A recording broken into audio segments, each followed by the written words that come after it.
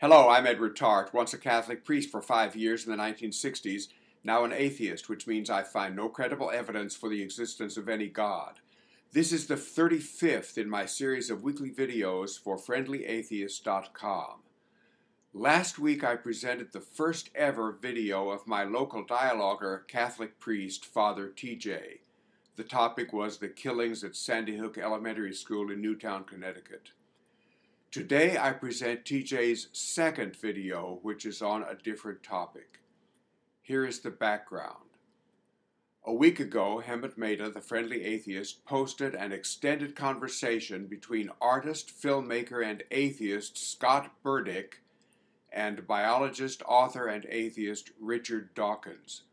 One portion of that interview stood out for me, and I sent the audio of this portion to TJ. My mother only told me this story a couple of years ago, I think because she had a little bit of wine, which she never usually drinks, at a wedding, my sister's wedding. And I had never heard this story, never heard her say anything negative against the Catholic Church, my father either. And when she had my youngest brother, who was, there's 4 of us, the priest had been called because she had had a rupture when she was giving birth, and they thought she was going to die, and so the priest was called to give last rites. She ended up not dying.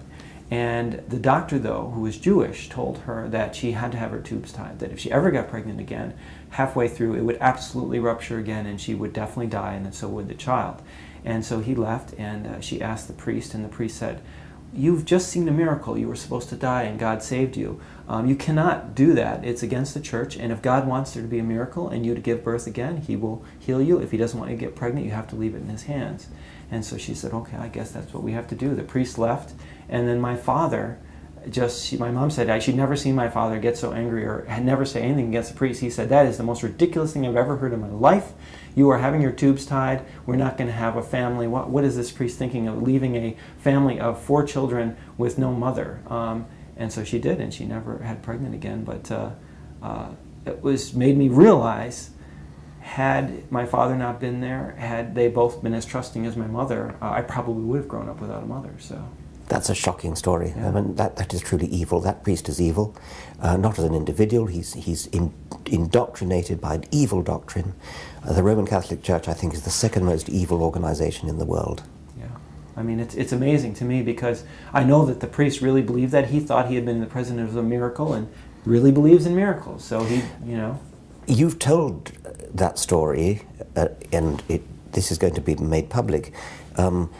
So I guess your mother doesn't mind that story. I asked her if it was okay, yes. And she said she didn't want to tell it, but that she was okay with yes, being told. Yeah. Because I do think that's a story that should be very widely propagated. It's yet another example of how wicked the Roman Catholic Church actually is. Well, because people are always saying, well, you know, so what? Why are you so adamant about it? Because it doesn't really do any harm. Religion's good anyways. It gives you morals and this sort of thing.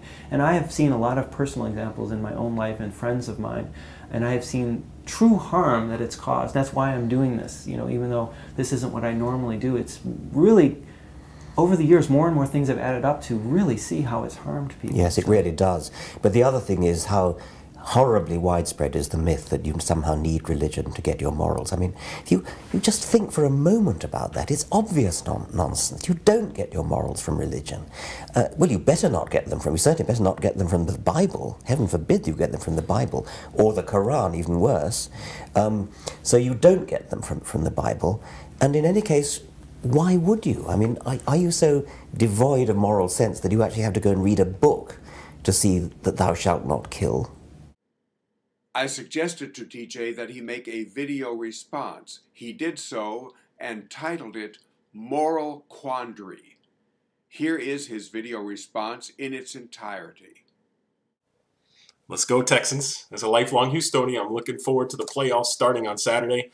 Texans haven't been playing well, but I am not ready to give up hope on them. Didn't make this video to talk about the Texans, but rather to respond to Mr. Tarte's latest video, the discussion between Mr. Burdick and Professor Dawkins and the moral quandary that arose.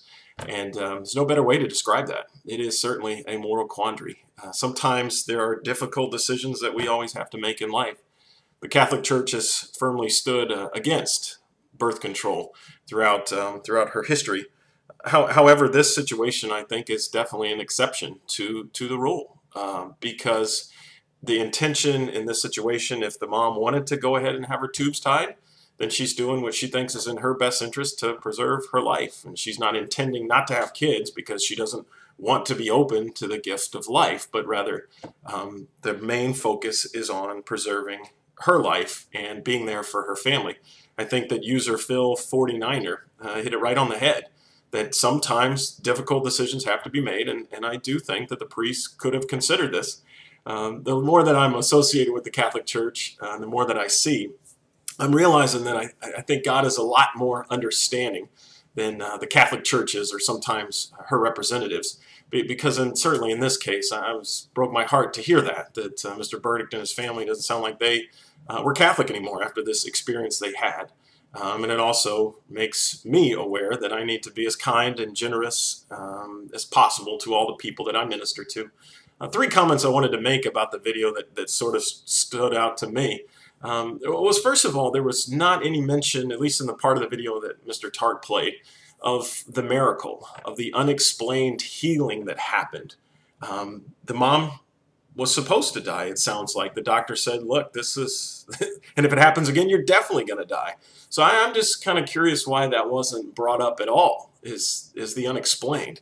Certainly as a believer, I would say, yes, that certainly is God's evidence is there, that this unexplained thing happened where she is able to survive and she's able to care for her kids.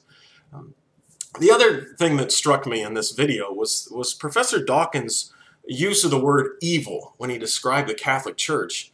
Well, the word evil for believers is a privation of good, an absence of good. I don't see how the Catholic Church could ever be accused of being an evil organization. Certainly we have had our problems. Certainly we are trying to work through some of the difficulties. We've apologized for many of those. But there is still a lot of goodness, the holiness that comes, the generosity that comes from the people of God, the generosity that comes from the Catholic Church in helping the poor. I don't see how it can be considered an evil organization, because it does have some good. And so the word evil means having no good whatsoever. But I would take a little bit of issue with his comment on that. And then the third thing that struck me in this video is that Professor Dawkins at one point says, heaven forbid. And I thought that was an interesting usage of speech for somebody who doesn't believe in the afterlife, that he would just automatically just throw that word out there. Some people might say it's a figure of speech. I, as a believer, would say maybe that's his soul crying out to the reality of what's to come after this world. I think that there's a lot of people who don't believe in God that often say things like, oh my God, if there's some kind of situation happening. Some people might say, well, that's using the name of God in vain, that's a sin. I would say if you call it out like that, maybe that's again your heart and your soul saying, oh my God, and offering that statement not as a figure of speech, but as a prayer from the depths of one's being. Just a simple observation that I had in watching this video. I hope that this video is helpful to the conversation. And once again, I want to remind you that we never are to lose hope in our team or in our faith, because our God does indeed love us. Thanks for watching and have a great day. Here are a few brief comments from me. In the main part of his video, TJ made what for me is a very remarkable statement coming from a Catholic priest. I think God is a lot more understanding than the Catholic churches or sometimes her representatives. This is evidence that TJ is doing some thinking for himself, and that is good. The day may come when TJ will no longer see this as a moral quandary. As for the word evil, meaning entirely evil, I do not see it that way. I see the word evil as meaning predominantly evil, that is, such that the evil substantially outweighs the good.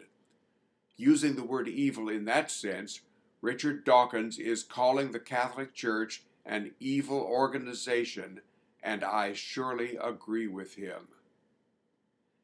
And as for Richard Dawkins saying, heaven forbid, I say this, my God, that's nothing more than a figure of speech. Those are some brief comments from me. What comments can you offer? To all of you, thank you for watching this video.